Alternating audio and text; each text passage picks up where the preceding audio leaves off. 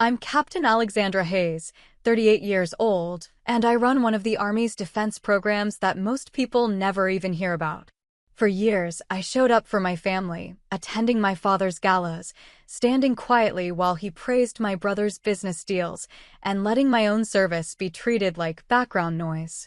But at one of those galas, my millionaire father cracked a joke that I just played soldier, and the room laughed with him.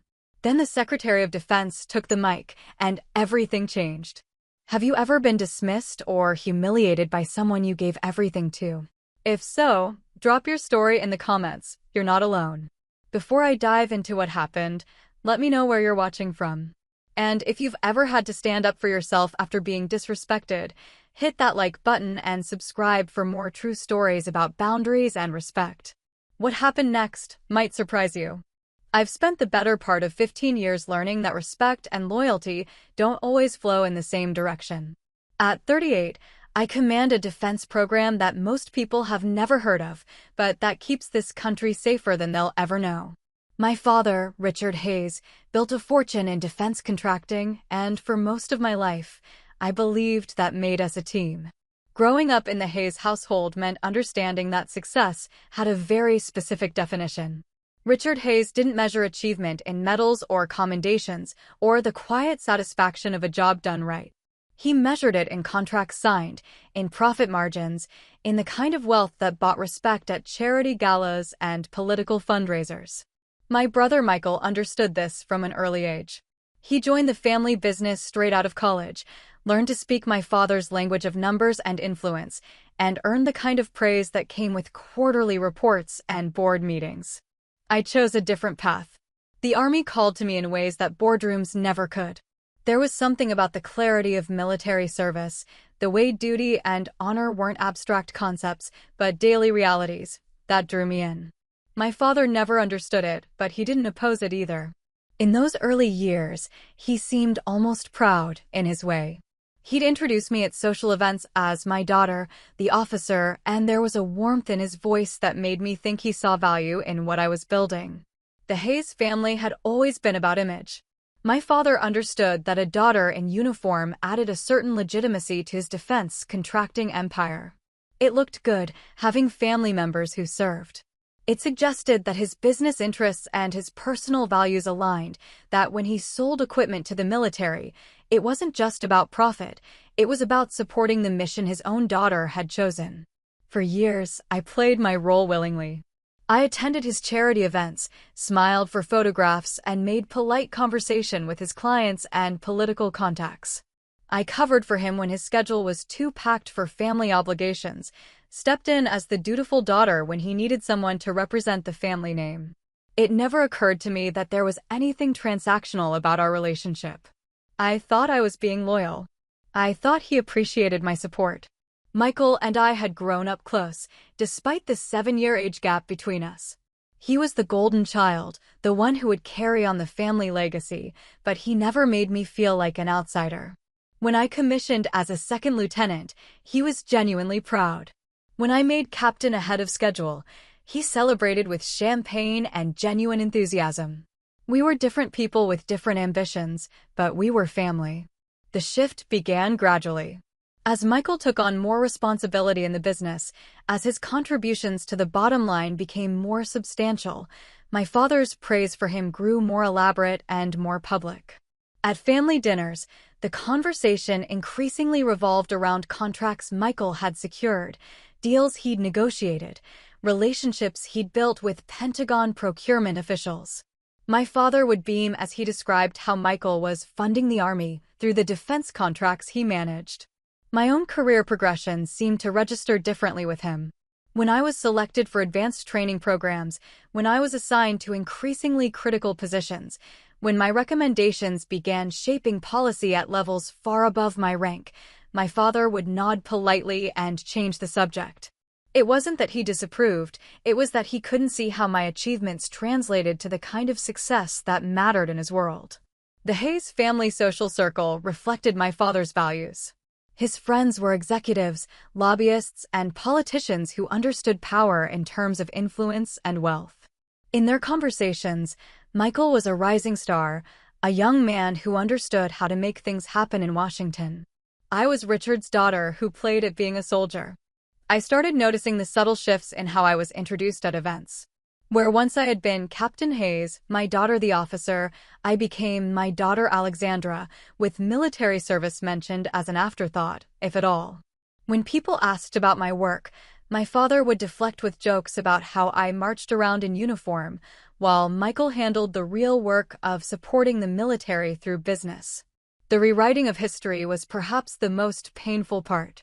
My father began telling people that he'd always encouraged both his children to get involved in defense work, suggesting that my military service was somehow an extension of the family business rather than my own calling. He spoke as if my career had been his idea, as if my achievements reflected his guidance rather than my own dedication and sacrifice. I told myself that it didn't matter. I was building something important, leading men and women who depended on my judgment, contributing to missions that saved lives and protected national interests. My father's approval had never been the goal, service itself was the reward. But families are complicated, and the need for recognition from the people who raised us runs deeper than professional satisfaction.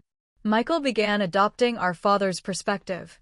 At corporate events, he would speak about our family's commitment to defense, as if my military service was another arm of Hayes contracting rather than an independent career. He wasn't malicious about it.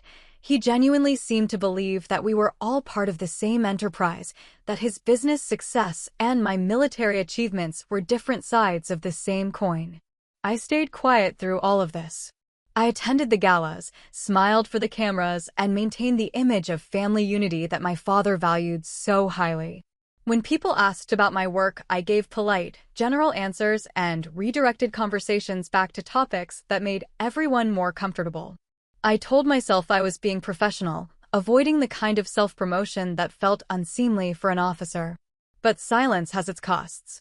By not speaking up, by not correcting the casual dismissals and subtle undermining, I allowed a narrative to take hold that reduced 15 years of military service to an interesting hobby. I let my father's version of our family story become the accepted truth, even when that truth bore no resemblance to reality. The charity gala circuit became a particular challenge. These events were important to my father's business, opportunities to network with decision-makers and demonstrate his family's commitment to supporting the military. My presence was expected, my participation assumed. I would stand beside him as he gave speeches about supporting our troops, knowing that privately he saw my service as less significant than Michael's business dealings. Looking back, I can see how the pattern established itself. I gave loyalty, attendance, and the kind of quiet support that kept the family image intact. In return, I received tolerance for my career choice and inclusion in family events, but not respect, not recognition, and certainly not the kind of pride my father showed when discussing Michael's achievements. It took a public humiliation in front of Washington's defense establishment to make me realize that the relationship I thought we had built on mutual respect and family loyalty had become something else entirely. The gala where everything changed was supposed to be another routine appearance, another evening of playing my role in the Hayes family performance. Instead, it became the night I learned exactly how little my father valued everything I'd built. The shift in my father's attitude toward my career became more pronounced as I advanced through the ranks. Each promotion, each new assignment, each recognition seemed to register with him not as an achievement, but as further evidence that I was straying from what he considered real success. By the time I made major, his dismissiveness had evolved from benign neglect to active undermining. Family dinners became exercises in careful navigation. Richard would hold court at the head of our dining room table, regaling us with stories from his business week, contracts secured, meetings with Pentagon officials, deals that would bring millions into Hayes contracting. Michael would contribute his own updates, describing negotiations he'd handled, relationships he'd cultivated, problems he'd solved. When the conversation turned to my work, the energy would shift perceptibly. "And what about you, Alex?" my father would ask, with the tone of someone checking a box rather than expressing genuine interest. "Still enjoying your time in the service?" The phrasing itself was telling. Not, how's your career progressing, or what are you working on, but still enjoying your time, as if military service were a phase I was going through rather than the central focus of my professional life. When I would try to share details about my assignments, about the programs I was developing, or the responsibilities I was taking on, his attention would visibly wander. He would nod politely while checking his phone or glancing at Michael with the expression of someone waiting for a more interesting conversation to begin. The contrast was stark and deliberate. When Michael spoke about a new contract, Richard would lean forward, ask detailed questions, offer strategic advice.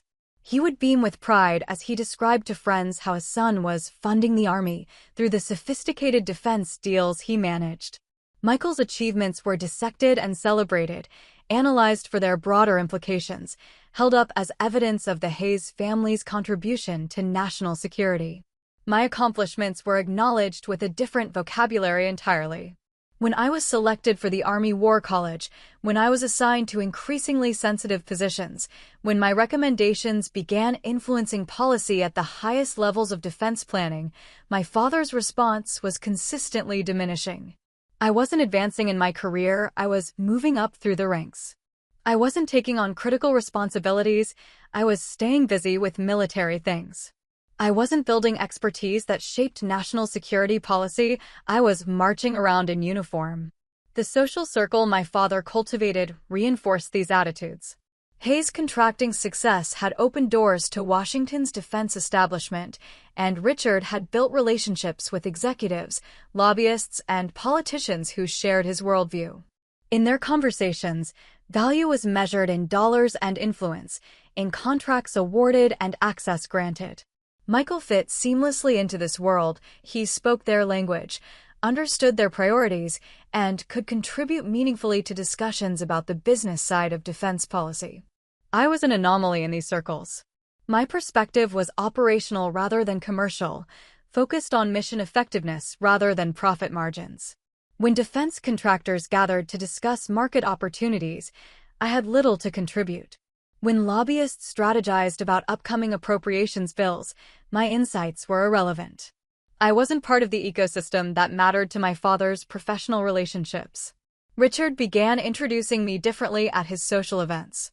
Where once I had been Captain Hayes, my daughter who serves with distinction, I became simply my daughter Alexandra, with military service mentioned only if directly asked about.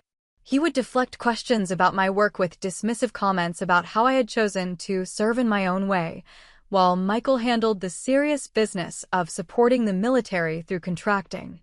The rewriting of family history became more systematic. In conversations with his business associates, Richard would present our family's involvement in defense as a coordinated effort, with Michael handling the commercial side and me providing insider knowledge of military culture. He suggested that my career path had been his strategic recommendation, that he had encouraged me to join the Army to better understand the customer base for Hayes contracting services. This revisionist narrative served his purposes perfectly. It maintained his image as a patriarch who had guided both children toward careers that served the family business interests. It positioned my military service as an extension of Hayes Contracting's mission rather than an independent calling. Most importantly, it allowed him to take credit for my achievements while simultaneously minimizing their significance. Michael gradually adopted this perspective. He began speaking about our family's integrated approach to defense work, as if my military career and his business success were components of a single strategy. At corporate events, he would reference having a sister in the Army as evidence of the family's deep understanding of military culture and needs.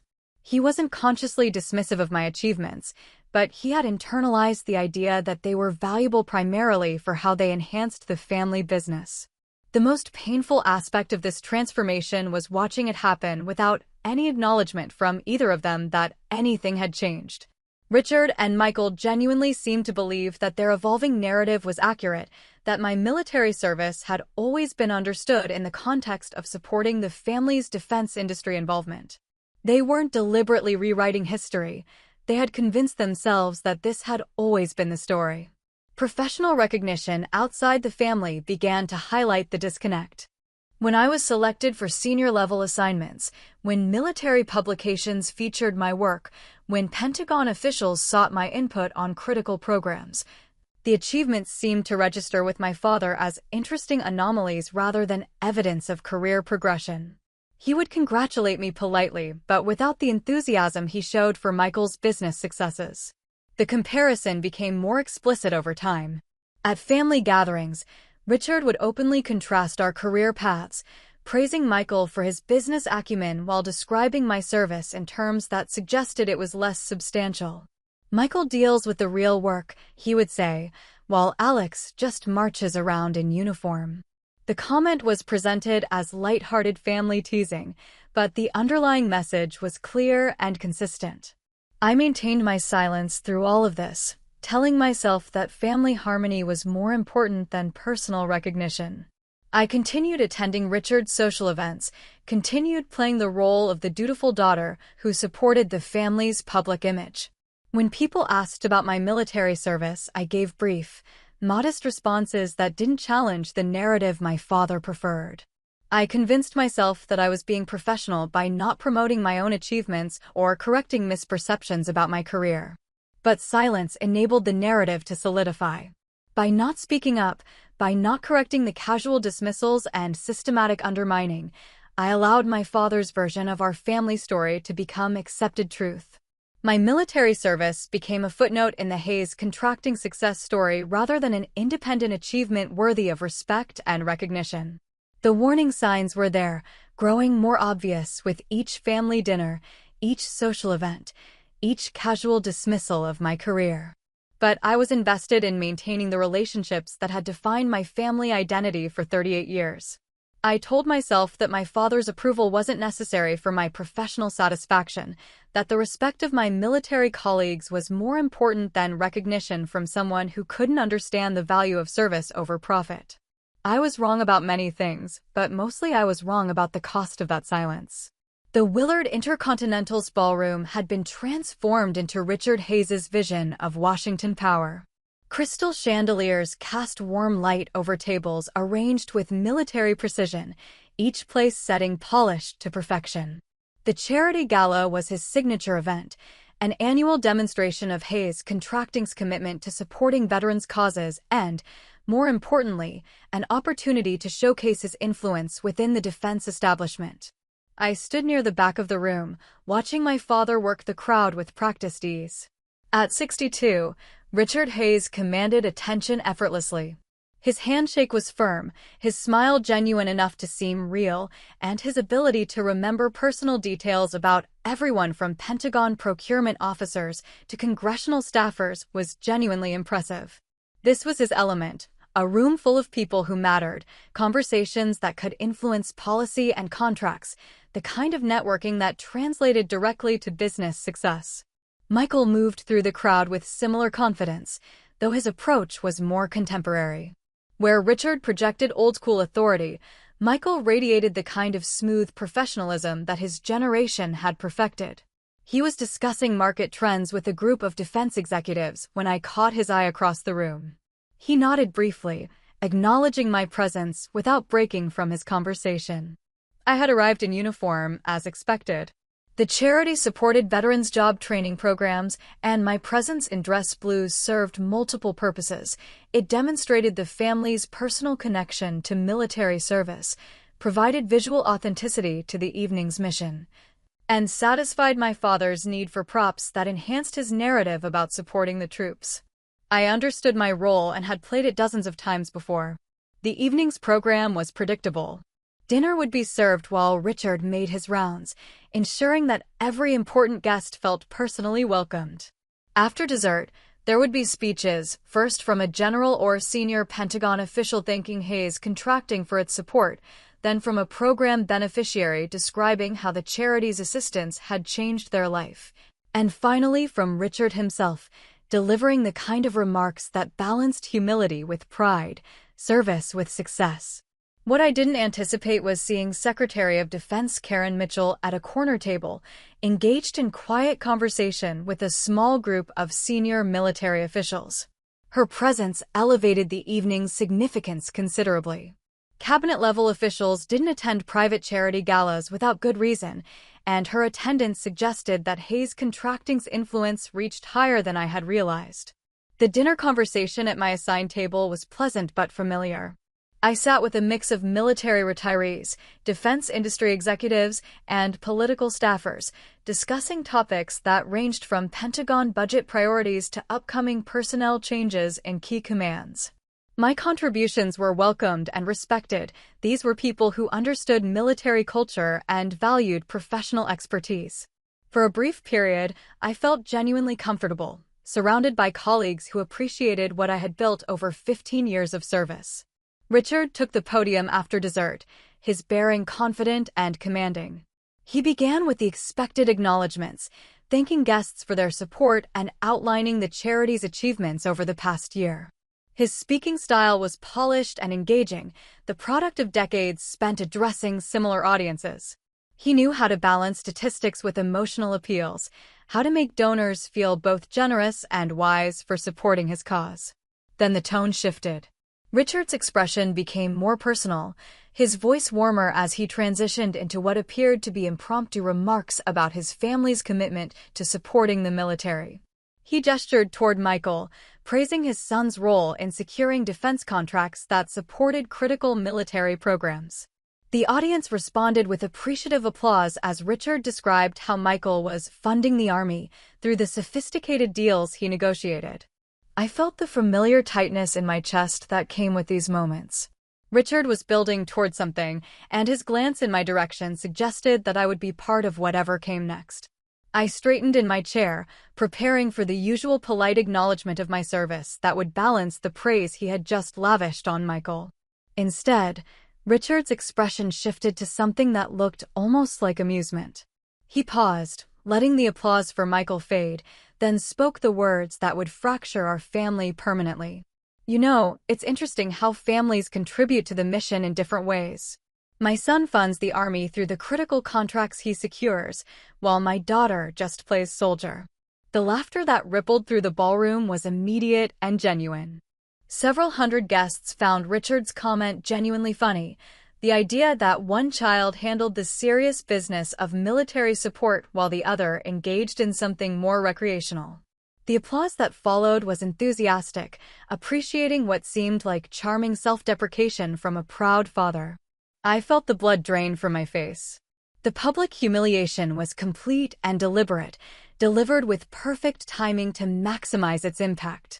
Every person in that room, defense executives, Pentagon officials, congressional staffers, military leaders, had just been invited to laugh at my career, my service, my life's work.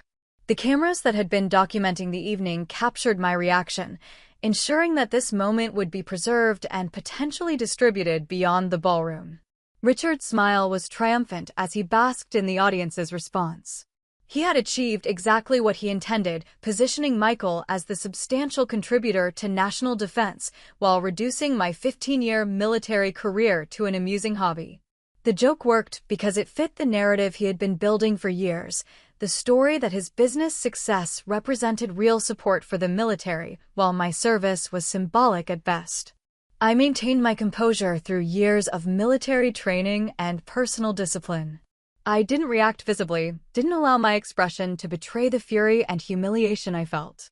I sat straight in my chair, hands folded in my lap, while conversations buzzed around me and people glanced in my direction with expressions ranging from amusement to sympathy. What happened next was completely unexpected. Secretary of Defense Mitchell rose from her table and walked purposefully toward the podium. Her movement was confident and deliberate, the kind of approach that commanded attention even in a room full of powerful people. Richard, still enjoying the afterglow of his successful joke, stepped aside to accommodate her, assuming she wanted to add her own remarks to the evening's program. Mitchell took the microphone with the authority of someone accustomed to addressing rooms far more consequential than this one. Her voice was clear and carrying as she looked directly at my father. Actually, Mr. Hayes, I need to correct something you just said. Your daughter doesn't work for the program, sir. She runs it. The silence that followed was absolute. 500 guests stopped talking, stopped moving, stopped breathing as they processed what they had just heard. The Secretary of Defense had just contradicted their host in the most public way possible, correcting his dismissive characterization of his own daughter's military service. Richard's face went through several expressions in rapid succession: surprise, confusion, and finally a dawning understanding of what had just happened. The confident smile that had characterized his entire evening disappeared, replaced by the expression of a man who had just made a catastrophic error in judgment. The ballroom remained silent as Mitchell handed the microphone back to Richard and returned to her table without further comment. Her intervention had been brief but definitive, delivered with the kind of authority that ended conversations rather than starting them. I sat frozen in my chair, overwhelmed by the sudden reversal of fortune. In less than 60 seconds, I had gone from being publicly humiliated to being publicly defended by the highest-ranking civilian official in the Defense Department. The woman who had just rescued my reputation was someone I had briefed multiple times, but had never expected would know or care enough about my work to intervene on my behalf. Richard fumbled through the remainder of his remarks, his earlier confidence completely shattered. The audience was politely attentive but clearly uncomfortable, unsure how to process what they had just witnessed. The man who had opened the evening as the gracious host, the successful businessman who understood how Washington worked, had been revealed as someone who didn't even understand what his own daughter did for a living. The applause that concluded his speech was perfunctory rather than enthusiastic. Conversations resumed gradually, but the energy of the evening had fundamentally changed. What had been a celebration of Hayes' contracting success had become something else entirely, a public education about the difference between funding military programs and actually running them. As guests began to mingle again, I remained in my seat, processing what had just occurred. The Secretary of Defense had risked political capital to defend me, had publicly corrected a major defense contractor at his own charity event, had demonstrated that my work mattered to people at the highest levels of government. My father avoided eye contact as he moved through the crowd, his earlier confidence replaced by visible discomfort.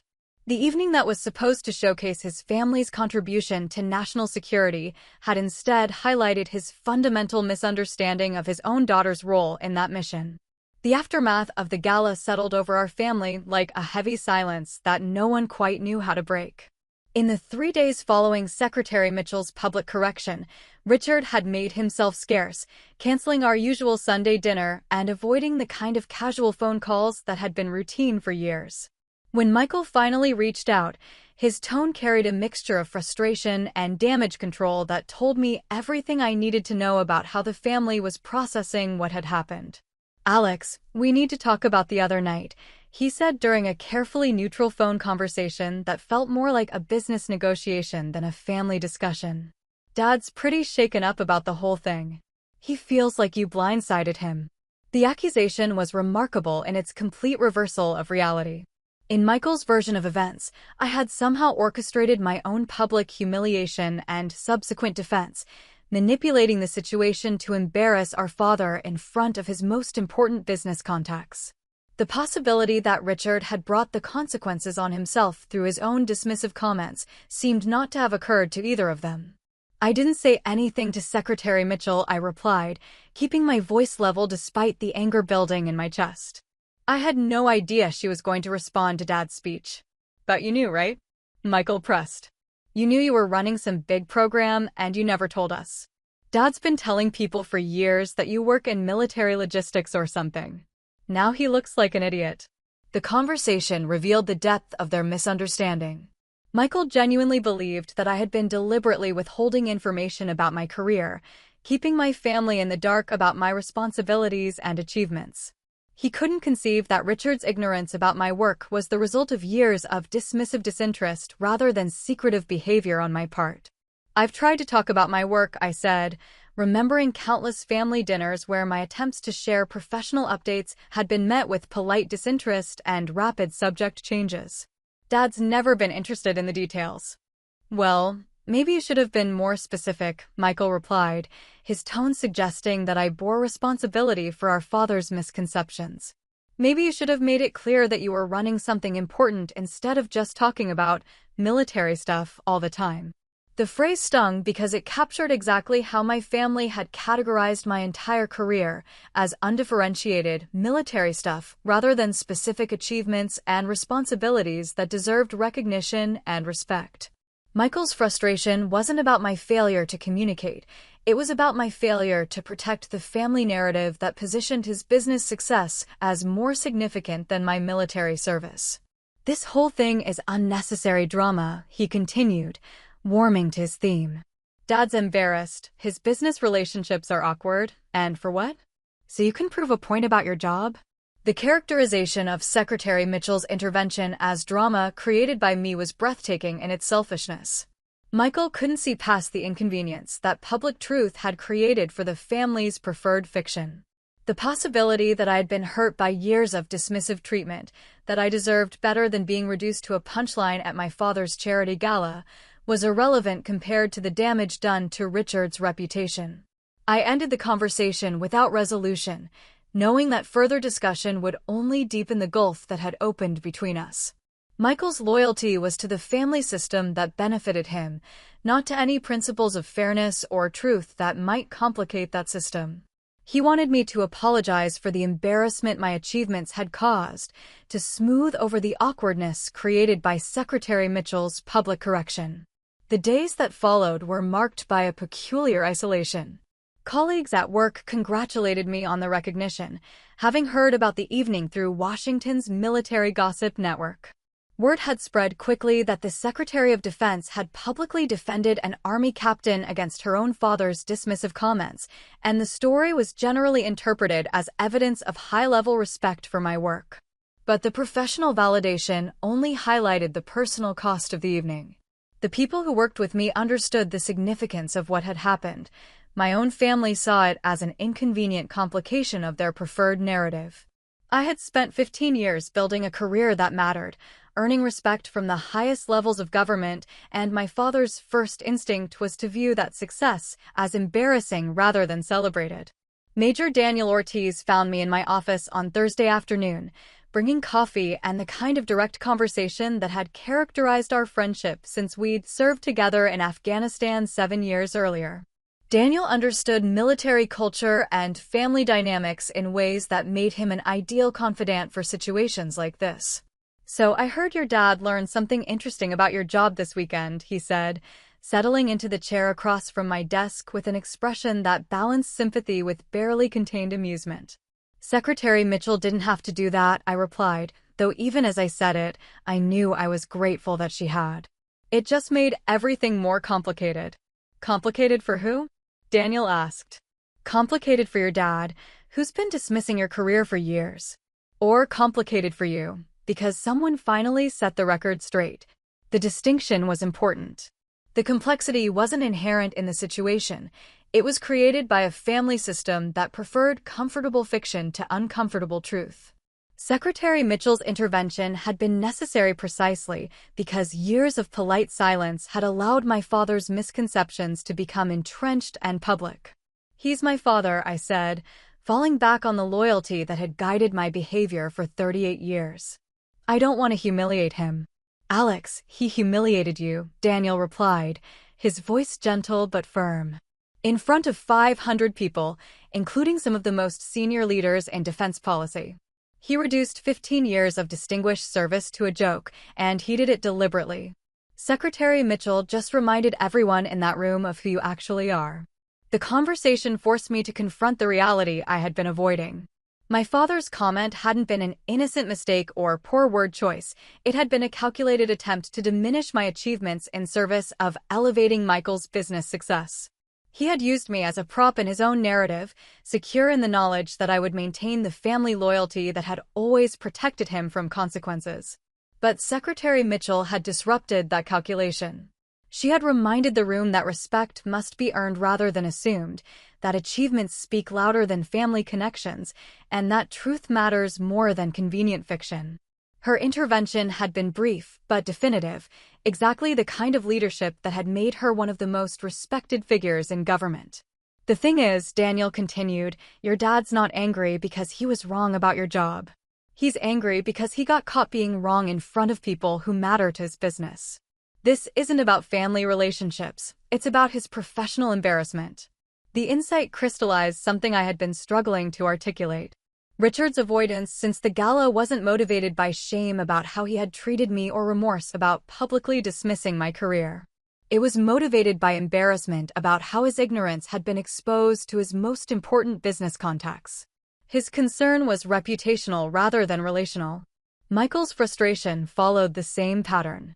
His anger wasn't about the unfairness of my treatment or the years of dismissive comments I had endured.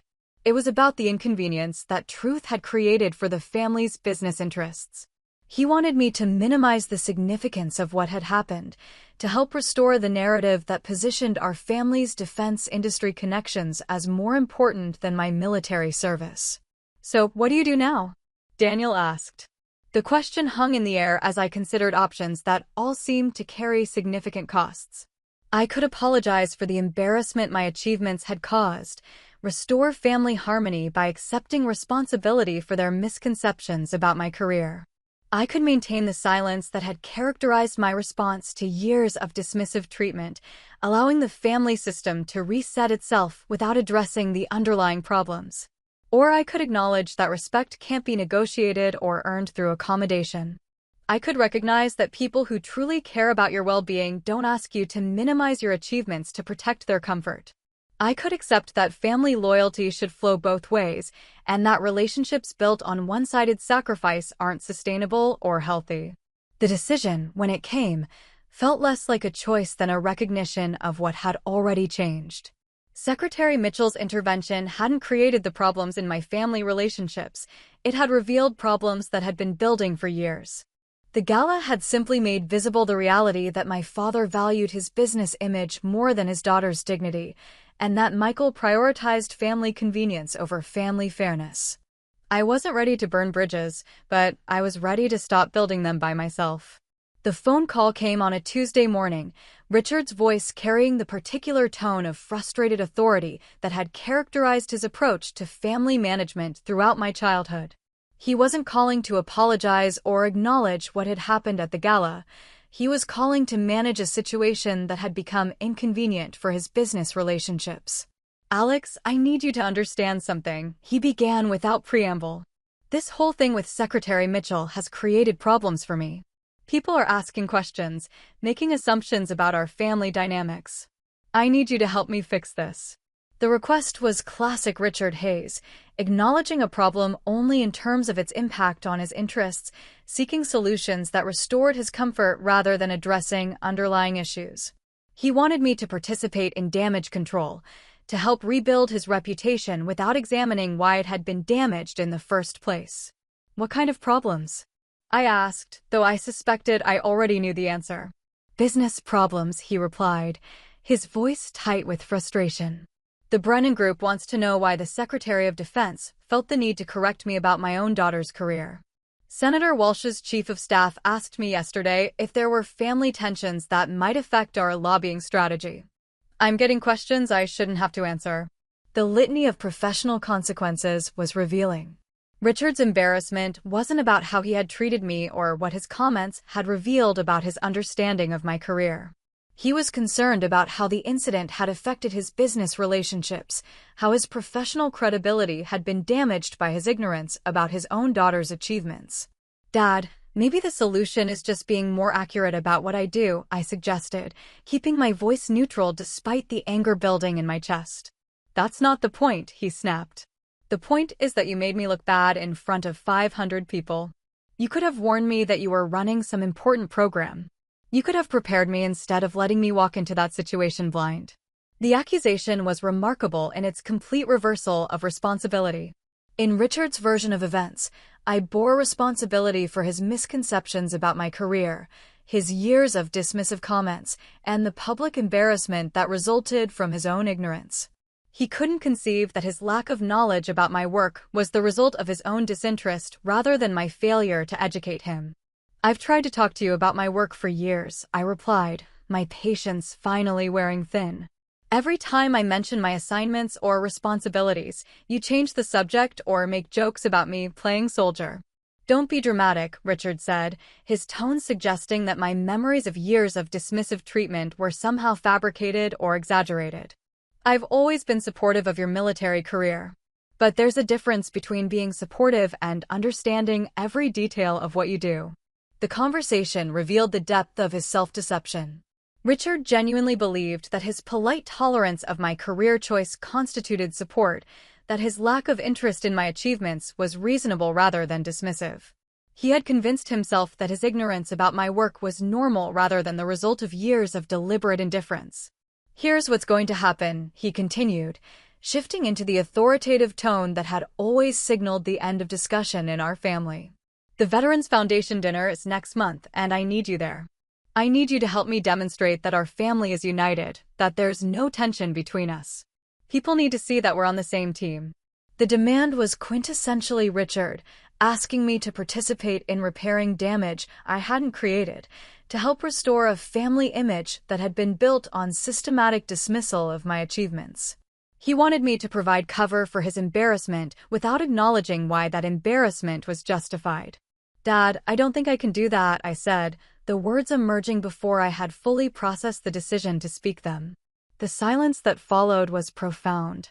In 38 years, I had never refused a direct request from Richard Hayes. I had attended every charity gala, every corporate event, every family obligation he had deemed important. I had been the dutiful daughter who supported his business interests and protected his family image regardless of personal cost. What do you mean you can't do that? His voice carried genuine bewilderment, as if I had announced my intention to abandon gravity or ignore the rotation of the Earth. I mean, I won't be attending events where you publicly disrespect my career, I replied, surprised by the steadiness of my own voice.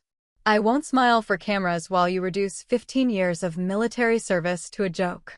I won't help you rebuild your reputation by pretending that what happened at the gala was acceptable. The conversation that followed was heated and unproductive. Richard alternated between attempts at manipulation, reminding me of everything he had done for me growing up, suggesting that family loyalty should trump personal feelings, and expressions of genuine confusion about why I was being unreasonable, about what he characterized as a minor misunderstanding. When it became clear that I wouldn't be swayed by guilt or authority, his tone shifted to something closer to pleading. Alex, you're making me look bad, he said, the words carrying a vulnerability I rarely heard from him. You're splitting the family apart over something that doesn't really matter. Can't you just let this go? The plea revealed everything about how he understood our relationship. My feelings didn't matter. What mattered was how my reaction affected his comfort and his business interests. He wanted me to let it go not because the issue was genuinely unimportant, but because addressing it created inconvenience for him. It matters to me, I said simply. The call ended without resolution, but something fundamental had shifted. For the first time in my adult life, I had refused to prioritize my father's comfort over my own dignity. I had declined to participate in the family performance that required me to minimize my achievements and accept dismissive treatment in service of maintaining harmony. Michael called that afternoon, his voice carrying the weary frustration of someone tasked with cleaning up a mess he hadn't created but couldn't ignore. Dad says you're refusing to come to the Veterans Foundation dinner, he began without preamble. Alex, what are you trying to accomplish here? You're making everything harder for everyone. The characterization was telling.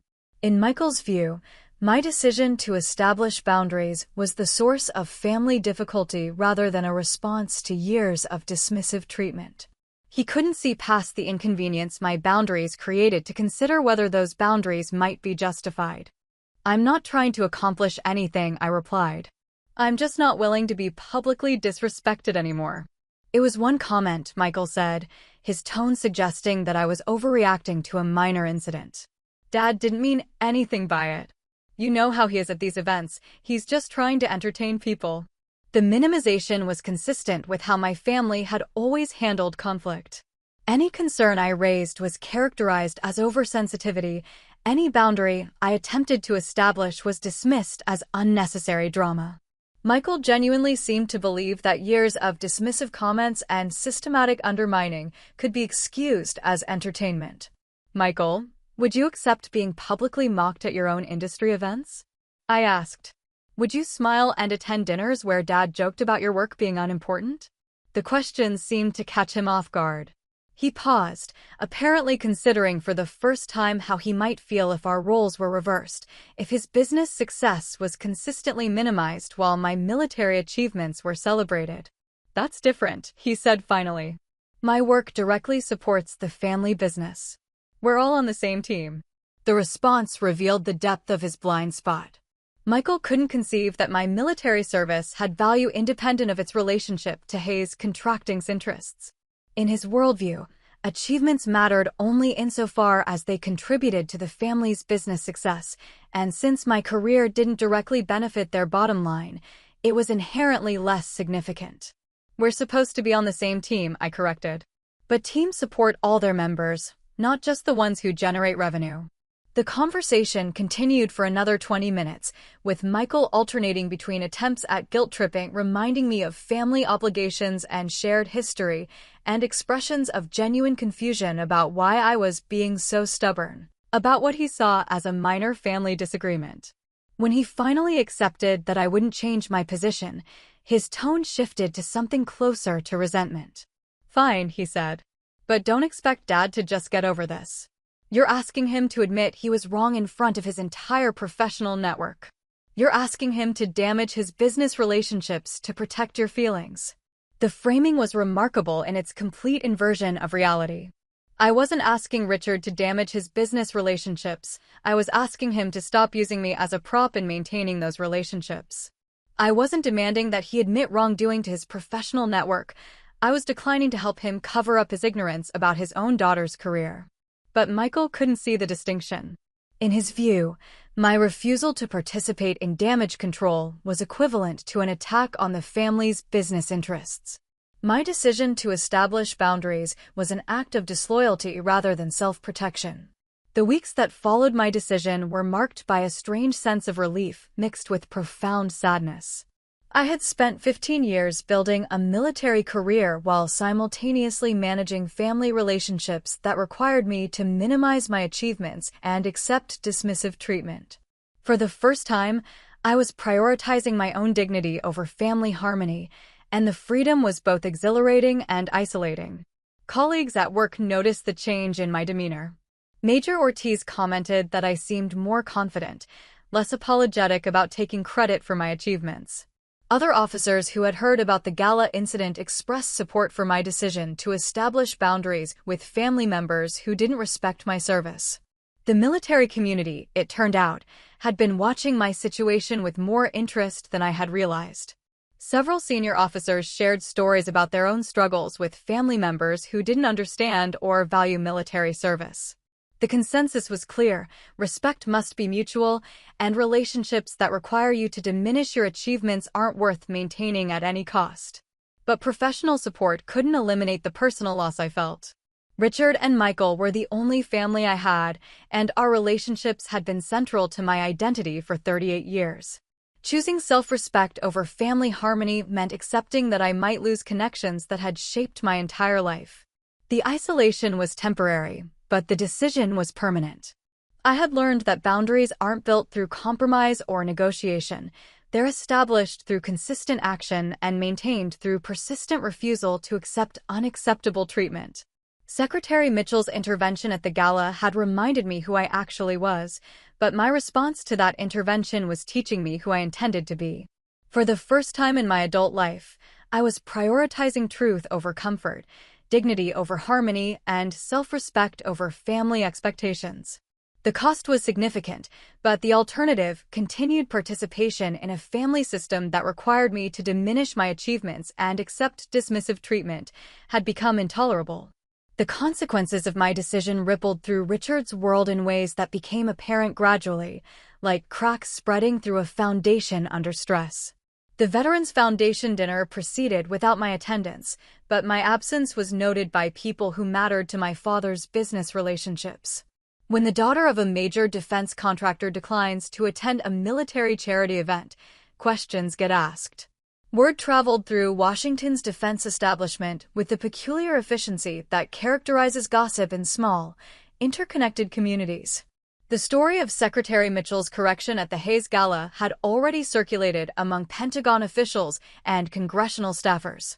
My subsequent absence from Richard's signature charity events added another layer to a narrative that was becoming increasingly uncomfortable for him. Senator Walsh's chief of staff, Maria Santos, made inquiries that reached me through professional channels. She wanted to understand whether there were family dynamics that might affect Hayes Contracting's effectiveness as a lobbying organization. The question was carefully phrased but unmistakably clear. She was evaluating whether Richard's personal relationships created professional liabilities. The Brennan Group, one of Hayes Contracting's most important clients, requested a meeting with Richard to discuss strategic communications concerns. Their primary worry wasn't about my father's business confidence, but about his credibility when representing their interests to Pentagon officials who clearly held his daughter in higher regard than he had demonstrated. Michael found himself fielding questions from potential clients who had heard various versions of the Gala story. Some were curious about the family dynamics that had led to such a public correction by the Secretary of Defense. Others wondered whether Hayes Contracting's leadership truly understood the military culture they claimed to represent. The inquiries weren't hostile, but they were persistent and increasingly difficult to dismiss. Richard's reputation had been built on his ability to navigate Washington's defense establishment with insider knowledge and sophisticated understanding of military priorities. The revelation that he didn't even understand his own daughter's role in that establishment raised questions about the depth of his expertise. More damaging than the questions was the subtle shift in how Richard was perceived within his professional circles. Where once he had been seen as a savvy businessman with valuable military connections, he was increasingly viewed as someone whose credibility was suspect. The man who had been corrected by the Secretary of Defense about his own daughter's career was not someone who inspired confidence in his understanding of complex defense issues. The damage was compounded by Richard's own response to the situation. Rather than acknowledging his ignorance and working to better understand my career, he had chosen to characterize the entire incident as a family disagreement blown out of proportion. His attempts at damage control focused on minimizing the significance of what had happened rather than demonstrating improved knowledge of military affairs. This approach backfired spectacularly. Defense industry professionals who might have forgiven an honest mistake were less sympathetic to someone who seemed unable to learn from his errors. Richard's insistence that the Gala incident was insignificant suggested either continued ignorance about military culture or deliberate disrespect for his daughter's service. Neither interpretation enhanced his professional credibility. Michael began experiencing collateral damage in his own business relationships. Several Pentagon procurement officials made pointed comments about family communication issues during meetings about potential contracts. The subtext was clear. If Hayes Contracting's leadership couldn't maintain basic awareness of their own family members' military roles, how could they be trusted to understand the complex needs of defense programs? Meanwhile, my own professional standing was enhanced by the attention the incident had generated. Senior military leaders who had previously known my work only through briefings and reports were now personally aware of my role in critical defense programs. Secretary Mitchell's public defense of my achievements had elevated my profile within the Pentagon and across the broader defense establishment. The contrast between my rising reputation and Richard's declining credibility created a feedback loop that amplified both trends. Military officials who respected my work were less inclined to take Hayes Contracting seriously when Richard's ignorance about my career became known. Defense contractors who valued Pentagon relationships were more cautious about associating with a lobbying firm whose leader had been publicly corrected by the Secretary of Defense. 3 months after the Gala, the full scope of the professional consequences became clear. Hayes Contracting lost 2 significant clients who cited strategic realignment as their reason for terminating contracts. The Brennan Group reduced their retainer and shifted primary responsibility for Pentagon outreach to a competing firm. Several potential new clients who had been in advanced negotiations decided to pursue other representation. Richard's response to these setbacks was characteristic. He blamed everyone except himself for the problems that had developed. In conversations with Michael, He attributed the business losses to political changes in the Pentagon, to competitors spreading rumors, to the general difficulty of maintaining client relationships in a rapidly evolving defense market. What he couldn't acknowledge was that his professional problems stemmed directly from his personal failures. His dismissive treatment of my military service had revealed character flaws that made clients question his judgment and credibility. His inability to learn from the Gala incident had demonstrated a lack of adaptability that worried potential customers. Michael struggled to maintain client relationships while managing his father's reputation problems. He was competent and professional, but he couldn't overcome the fundamental issue that Hayes Contracting's leadership had lost credibility within the defense establishment.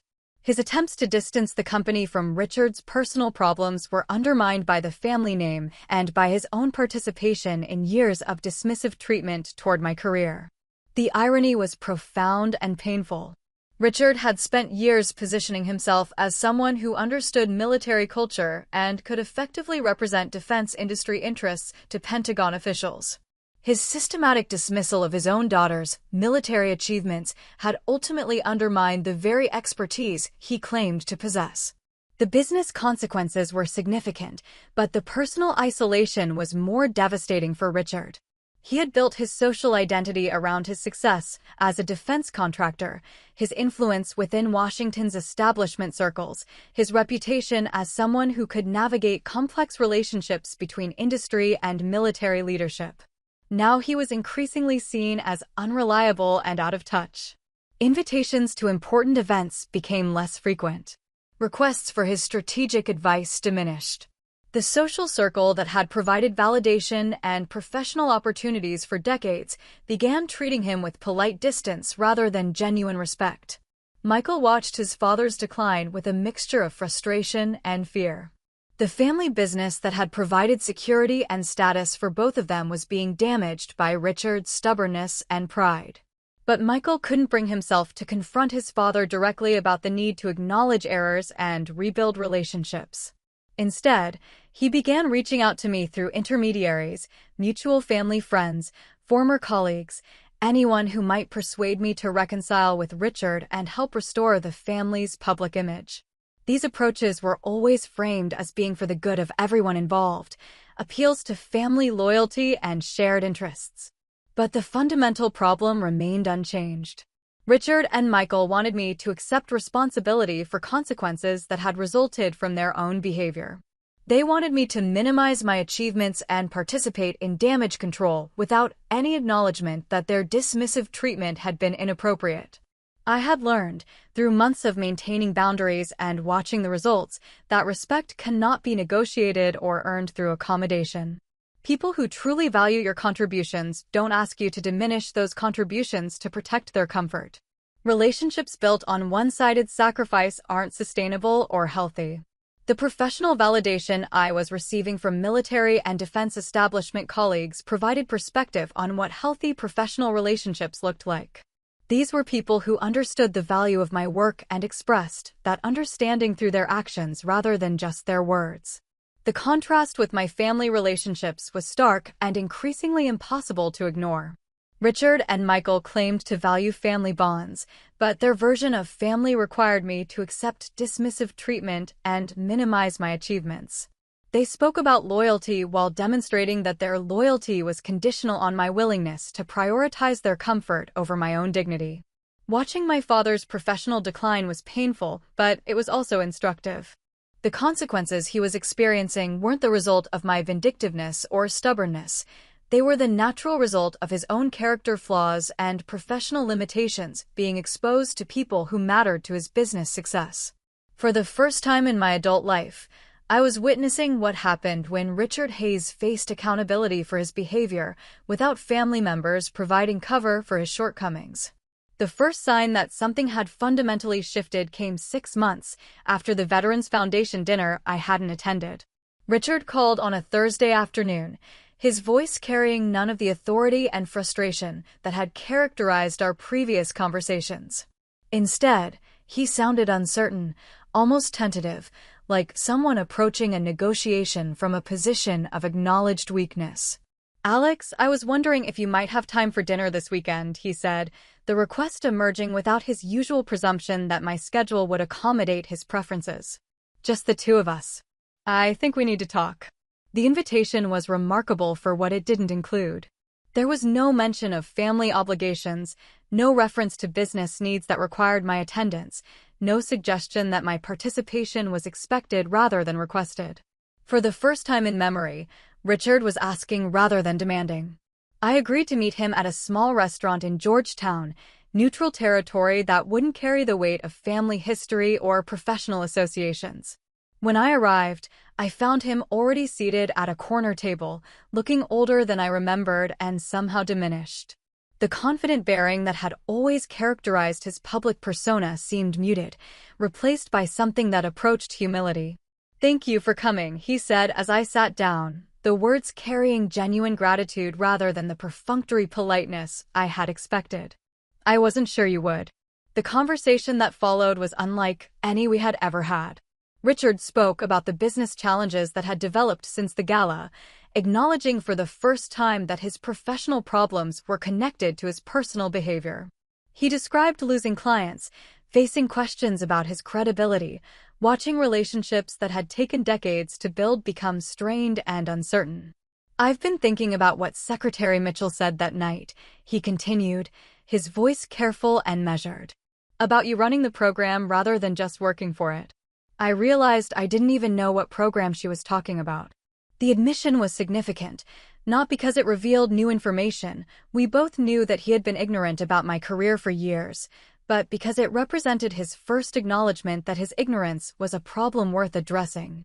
"I've been asking around," he said, "trying to understand what you actually do, what you've built over the past 15 years. The feedback has been illuminating." Over the course of dinner, Richard shared what he had learned about my career from Pentagon officials and defense industry colleagues. He described conversations with generals who praised my strategic thinking, with procurement officers who credited my programs with improving military effectiveness, with policymakers who sought my input on critical decisions. The picture that emerged was of a military career that had achieved exactly the kind of influence and respect that Richard had always claimed to value.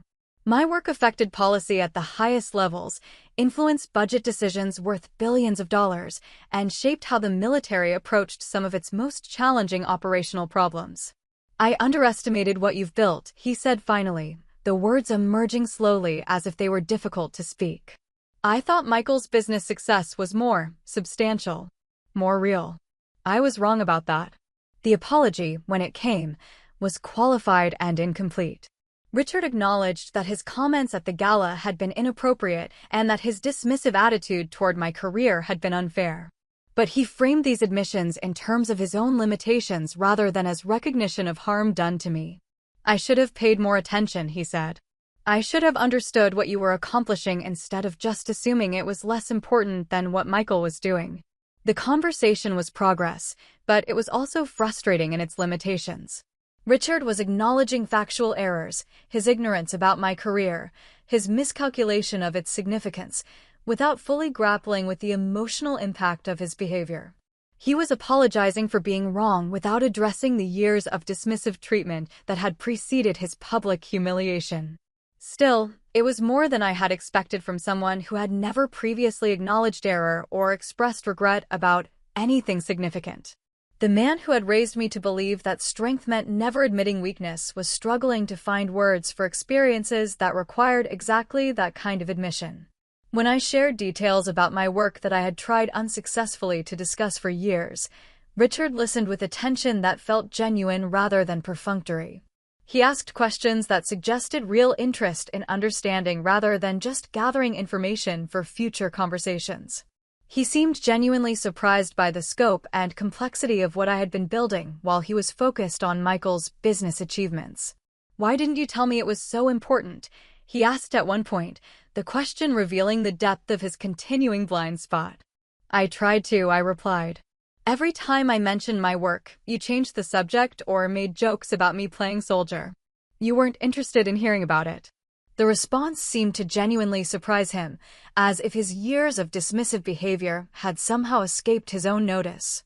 Richard appeared to have convinced himself that his lack of knowledge about my career was the result of my failure to communicate rather than his failure to listen. The evening ended without dramatic reconciliation or comprehensive resolution. Richard expressed hope that we could rebuild our relationship and suggested regular dinners to stay better connected about each other's professional lives. His tone was conciliatory rather than demanding, requesting rather than expecting my participation in family repair. I agreed to cautious contact, periodic dinners, phone calls that didn't assume my availability, interactions that acknowledged boundaries rather than presuming unlimited access. The relationship he was proposing was more formal and limited than what had existed before, but it was also potentially more honest and sustainable.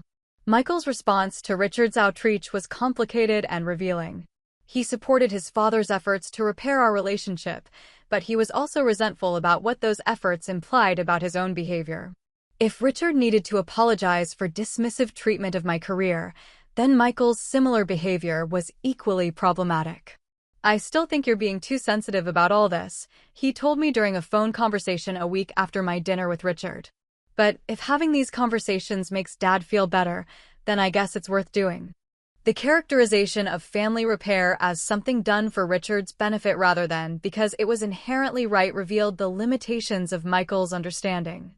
He couldn't see past the inconvenience that truth created to recognize that truth itself had value independent of its impact on family harmony. Michael's participation in rebuilding our relationship was grudging and strategic rather than enthusiastic and genuine. He attended family dinners and made polite conversation about my work, but his interest felt performative rather than real. He was going through the motions of improved family dynamics without embracing the principles that made those dynamics necessary. The process of rebuilding trust was slow and often frustrating. Richard's efforts were genuine, but limited by decades of ingrained attitudes and expectations. He had spent my entire adult life believing that his business success made him the most important member of our family, and shifting that perspective required consistent work that didn't come naturally to him. But the effort itself was meaningful. Richard was attempting to understand and acknowledge experiences that had been invisible to him for years. He was asking questions, listening to answers, and demonstrating through his behavior that my career mattered to him in ways that went beyond its utility for his business interests. The relationship that was emerging was more honest, but also more fragile than what had existed before. It required active maintenance rather than family loyalty as its foundation. It depended on mutual respect rather than hierarchical authority as its organizing principle. Most importantly, it acknowledged that trust, once broken, must be earned rather than assumed. 3 years have passed since that charity gala changed everything, and I find myself reflecting on how fundamentally my life has shifted during that time. Captain Alexandra Hayes has become Colonel Alexandra Hayes, a promotion that came with expanded responsibilities and recognition that extends far beyond the Pentagon walls where my career began. The program I run now influences defense policy across multiple agencies and has earned respect from military and civilian leadership at the highest levels of government. The professional validation I receive today comes from people who understand the complexity and importance of what my team accomplishes every day. When I brief congressional committees, when I present strategic recommendations to Joint Chiefs, when I coordinate with allied military leaders, I do so with the confidence that comes from knowing my expertise is valued and my judgment is trusted. This is what respect looks like when it's freely given rather than grudgingly negotiated. Richard has mellowed in ways that surprise me.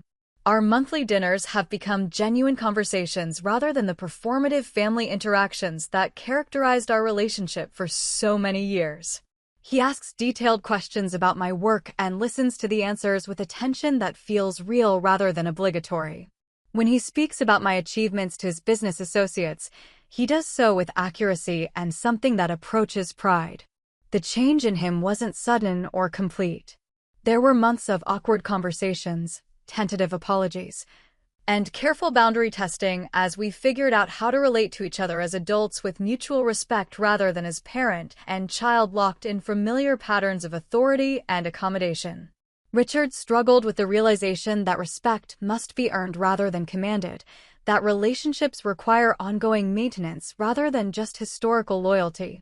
But he learned, gradually and sometimes reluctantly, that dismissive treatment creates lasting damage that can't be repaired through authority or guilt.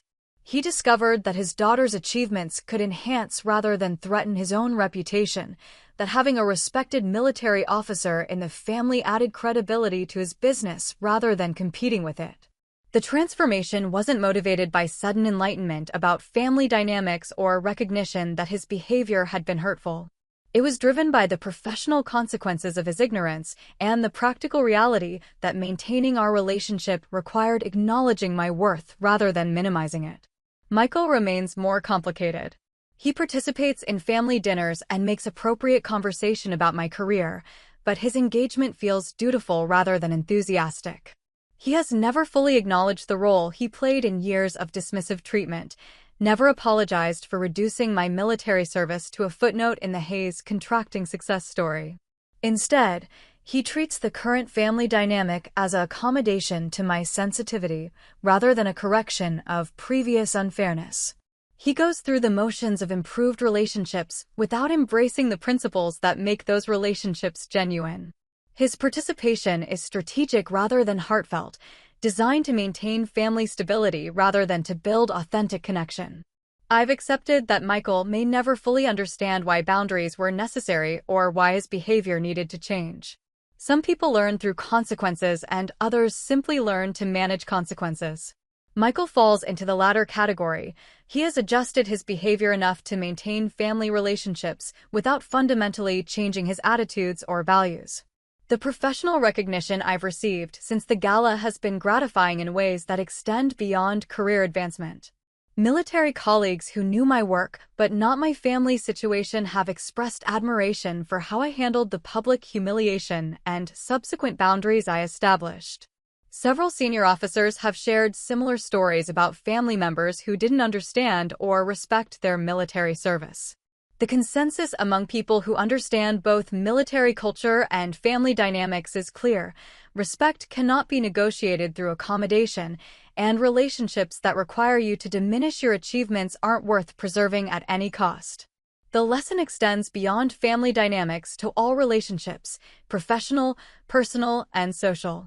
Secretary of Defense Mitchell, who triggered the chain of events that transformed my family relationships, has become something of a mentor in the years since that evening.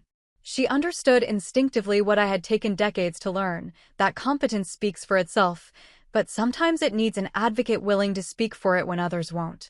You can't control how people perceive your work, she told me during a private conversation several months after the gala. But you can control whether you participate in diminishing that work to make other people more comfortable. The moment you stop protecting your own achievements, you give others permission to minimize them. Her intervention that night wasn't about family dynamics or personal relationships. It was about ensuring that competence was recognized and respected regardless of the social or political complications that recognition might create. She saw a qualified officer being publicly dismissed and felt obligated to set the record straight. Consequences be damned. The ripple effects of her decision extended far beyond my family situation.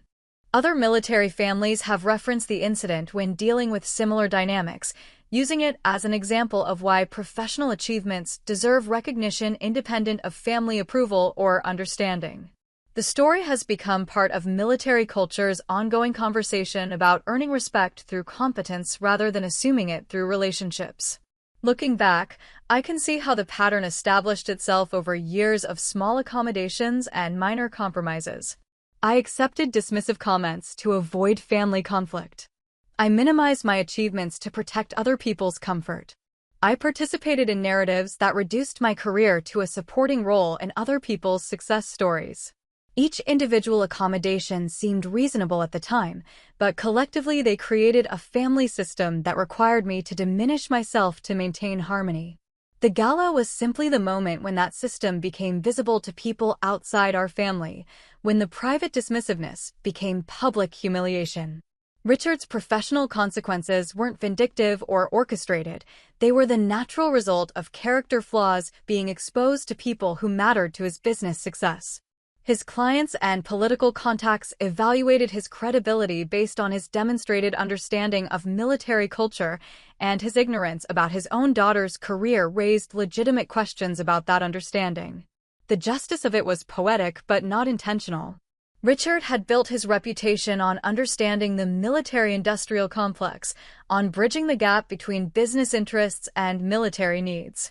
His systematic dismissal of his daughter's military achievements revealed that his understanding was shallower than he claimed, his expertise less comprehensive than he advertised. The lesson I've learned through 3 years of rebuilt family relationships is that respect cannot be demanded or assumed, it must be demonstrated through behavior and earned through consistency. People who truly value your contributions don't ask you to minimize those contributions to protect their comfort. Relationships that require one-sided sacrifice aren't sustainable or healthy. The family dinners we share now are more honest, but also more limited than what existed before. Richard and Michael understand that my participation is voluntary rather than obligatory, that maintaining our relationship requires ongoing effort rather than historical loyalty. The dynamic is more formal, but also more genuine, built on mutual recognition rather than hierarchical authority. My father learned, slowly and sometimes painfully, that strength doesn't require diminishing others, that success isn't a zero-sum game where one person's achievements threaten another's worth. His business has actually benefited from having a respected military officer in the family, from the credibility that comes with genuine rather than claimed expertise about defense issues. Most importantly, I learned that silence in the face of dismissive treatment isn't loyalty, it's enablement. The respectful family relationships I enjoy today exist because I stopped accepting disrespectful treatment, not because I found better ways to accommodate it. Sometimes the silence of a humbled room says more than years of applause ever could. Sometimes respect begins with the simple recognition that certain treatments are unacceptable, certain boundaries are non-negotiable, and certain truths are worth defending regardless of the discomfort they create. The woman who runs critical defense programs today does so with the confidence that comes from knowing her worth isn't subject to family approval or social validation. That confidence was earned through years of quiet service, but it was claimed on a single evening when someone with authority chose truth over comfort, competence over convenience, and respect over harmony. 3 years later, I'm still grateful for that choice and proud of the choices it taught me to make for myself. If this hit close to home, stick around, there's more coming. Tap like, subscribe, and share this with someone who needs a push to set boundaries. Quick questions for you. Have you ever been publicly minimized by family? What did you do in the moment? Did anyone step in for you, or did you have to speak up yourself? Where's the line for you, private conversation or strategic distance? If you could say one sentence to my father at that gala, what would it be? And where are you tuning in from? Drop your answers in the comments, I read them all.